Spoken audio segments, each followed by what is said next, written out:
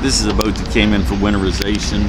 I just bought it, and so it looks like, well, the boat's been left in the water and it's filled up with water, and we just were going over everything. Came in for winterization, and then we got a little carried away with what really needed to be done.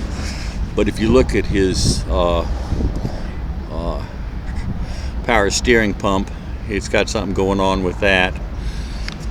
If you look at how the shift cable is rigged right there, the top nut, if you notice, is not on its threads. So we're going to put an inner shift cable because it needs it, because the boot in the back, I'll show you in a minute. There's his exhaust bellows. His drive oil was low, we filled it up. His block has been cracked in the past and it's been repaired, but not by us. Someone's had that carburetor off and used his vice grips instead of a line wrench.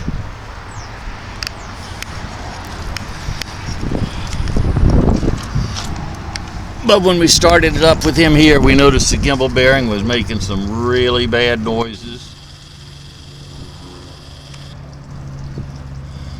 And you can understand why. It's got water in the boot. It's had water in there. So we're going to replace his gimbal bearing.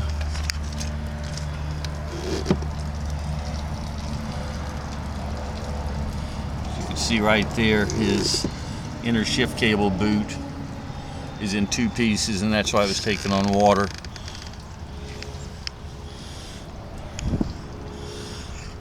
And just by looking at the water line from the scum, it's used to sit in the water a whole lot higher than it was supposed to, and that's probably because it was taking on water because of the inner shift cable.